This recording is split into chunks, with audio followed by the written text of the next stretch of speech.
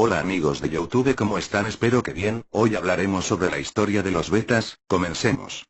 La historia del beta en el mundo. Los betas han sido criados en hogares de Tailandia, desde hace por lo menos 650 años, como deporte para hacerlos pelear entre ellos.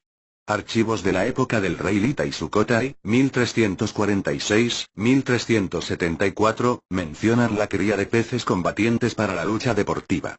Sukhothai es la primera capital de Siam, de la ciudad y antiguo reino ubicado en el norte de Tailandia, y es considerada la cuna de la cultura siamesa. Incluso hoy en día, los combates entre betas, la variedad nombrada fighters, luchadores, están sujetos a varios países del sudeste asiático. Los luchadores son criados según varios criterios de selección, apoyándose en la dureza de las escamas, la calidad de los dientes, un cuerpo poderoso, una gran agresividad y un estilo de combate eficaz.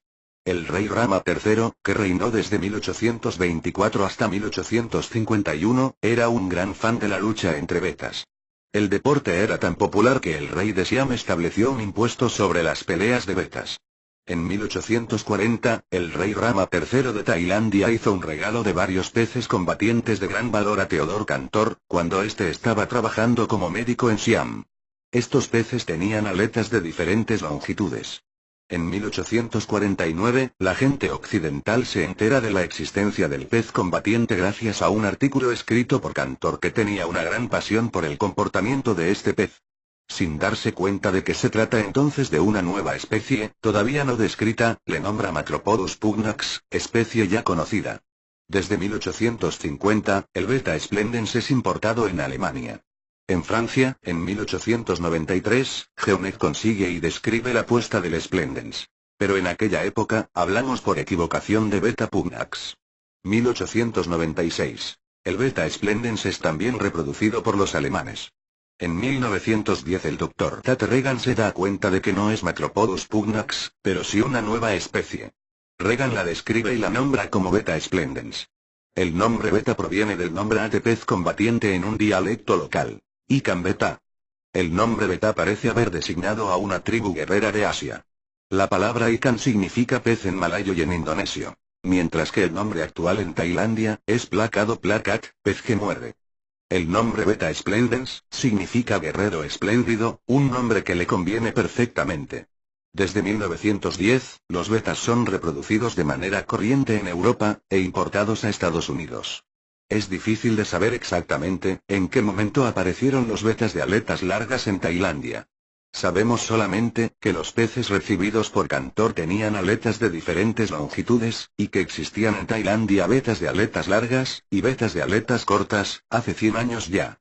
Precha Himpasaere Wonge evoca diferentes hipótesis en su sitio web www.placatai.com con una explicación cultural que he visto interesante, y de la cual resumo brevemente el principio. Hace 100 años, la gente en Tailandia no criaba betas para el comercio, sino para su placer, como animal de agrado y para el deporte. Y eran solamente los hombres quienes los mantenían, habitualmente con el fin de los combates.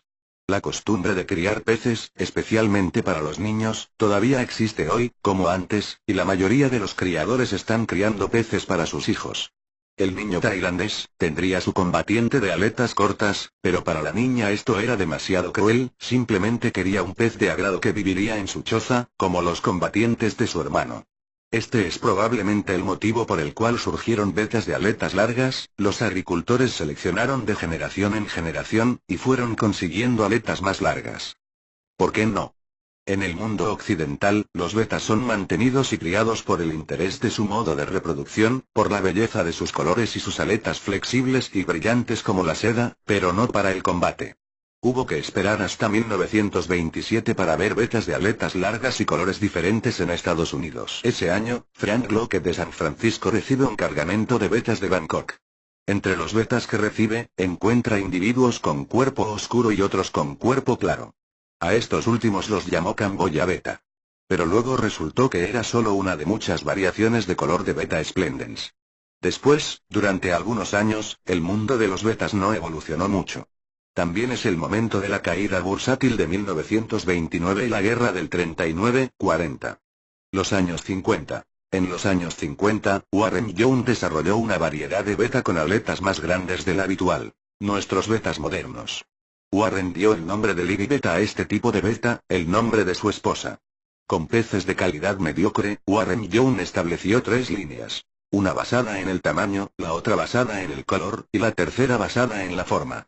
Posteriormente, mezcló las 3 líneas para crear al Libby Beta. De los años 60 a los años 80. Hacia el año 1960, el biólogo de betas, el Dr. Gene Lucas, obtuvo a través de una cría selectiva, y a raíz de una mutación, al beta blanco opaco. En los años 60, aparecieron en el lejano oriente, los primeros betas doble cola.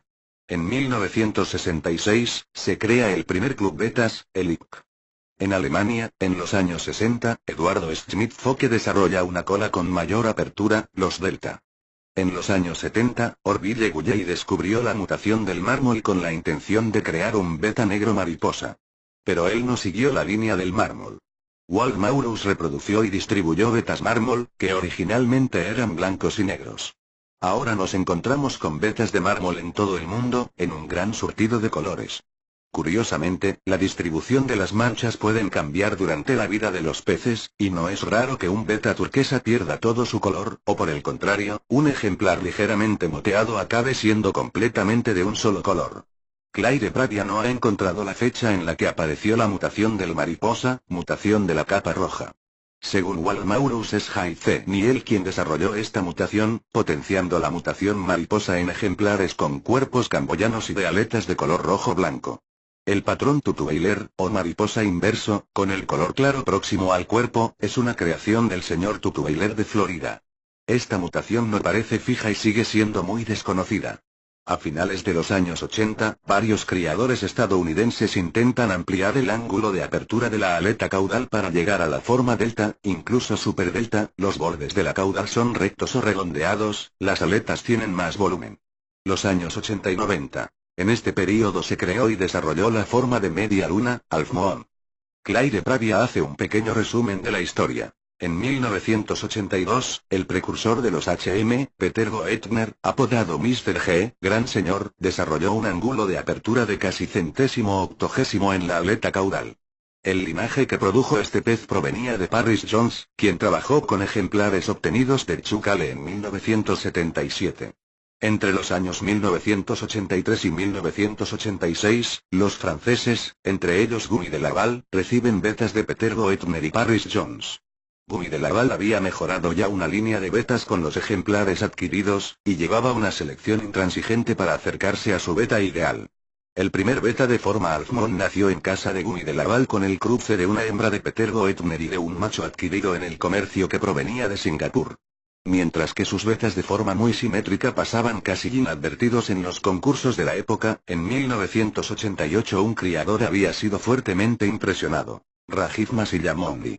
Rajiv Masillamoni recibió varios machos y hembras de Laval, pero los machos eran incapaces de reproducirse. Se vio obligado a utilizar cola de velos del comercio.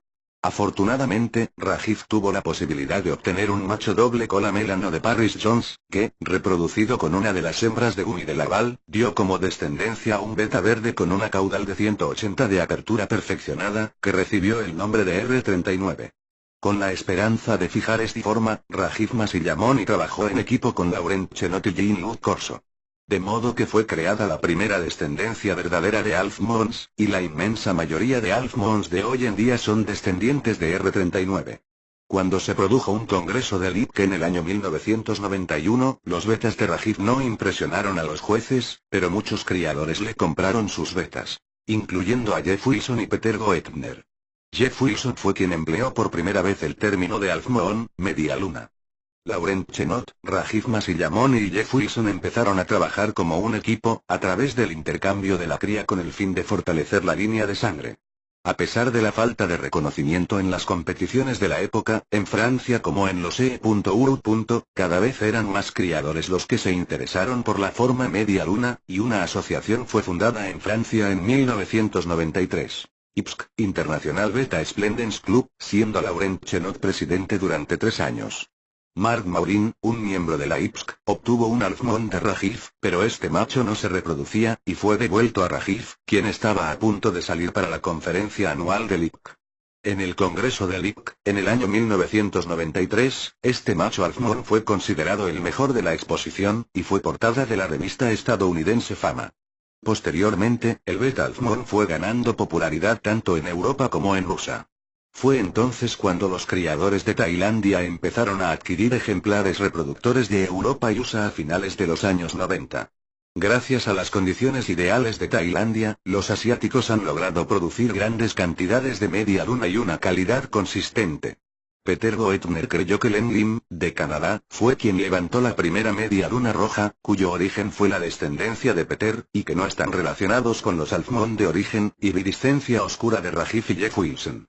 Peter cree que con trabajo duro, paciencia, saberlo hacer y un poco de suerte, uno puede crear su propia variedad de media luna.